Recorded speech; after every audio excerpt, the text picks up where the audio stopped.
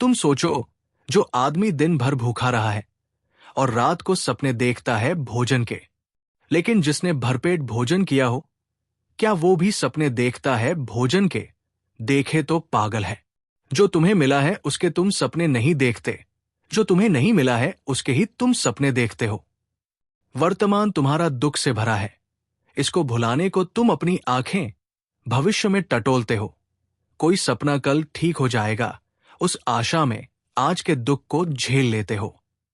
मंजिल के आशा में रास्ते का कष्ट मालूम नहीं पड़ता, पहुंचने के ही करीब है, हालांकि वो कभी आता नहीं। आज जिसको तुम आज कह रहे हो, ये भी तो कल था। इस आज के लिए भी तो तुमने सपने देखे थे, वो पूरे नहीं हुए। ऐसा ही पिछले कल भी हुआ था, और पिछले कल भी हुआ था, और यही आगे भी होगा। अगर तुम्हारा आज सुखपूर्ण नहीं है, तो दुखपूर्ण आज से सुखपूर्ण कल कैसे निकलेगा? थोड़ा सोचो। आज कहीं आसमान से थोड़ी ही आया है, तुम्हारे भीतर से आया है।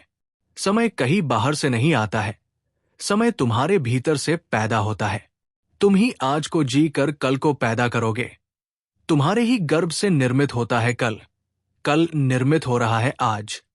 और इसलिए मैं कहता हूं, आज और अभी जी लो, और इतने आनंद से जी लो, ऐसे भरपूर जियो की जो तुम्हारे गर्भ से निर्मित हो रहा है वो भी रूपांतरित हो जाए, वो तुम्हारे आनंद को पकड़ ले।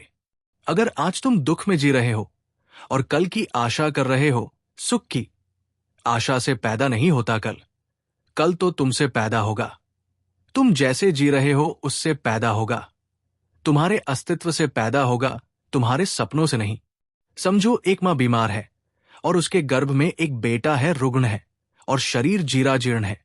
बेटा तो इस जीरा जीर्ण रुग्ण शरीर से पैदा होगा। मां चाहे सपने कितने ही देखती हो कि बेटा बड़ा स्वस्थ होगा, भीम जैसा होगा, इससे कुछ हल नहीं होने वाला, इस सपने से बेटा पैदा नहीं होने वाला। बेटा तो सच्चाई से पैदा होगा। तुम्हारा कल तुम्हारे सपने से पैदा नहीं होगा, तुम्हारी आज की हकीकत से पैदा होगा। तुम आज क्या हो? अगर तुम नाच रहे हो तो तुमने आने वाले कल के लिए नाच दे दिया। अगर तुम प्रफुल्लित हो तो कल का फूल खिलने लगा, क्योंकि जिस फूल को कल खिलना है उसकी कली आज ही तैयार हो रही है। तुम सृष्टा हो, तुम अपने समय को खुद पैदा करते हो। कल के बुलावे में मत पड़ो, कल के भुलावे ने बहुतों को डुबोया है। फिर धीरे धीरे समय को गंवाना तुम्हारी प्रकृति हो जाती है। भोगो इस क्षण को, यही परमात्मा के प्रति धन्यवाद है। परमात्मा तुमसे ये ना पूछेगा। यहूदियों की किताब है तलमूद, बड़ी अनूठी किताब है, दुनिया में कोई धर्म शास्त्र वैसा नहीं।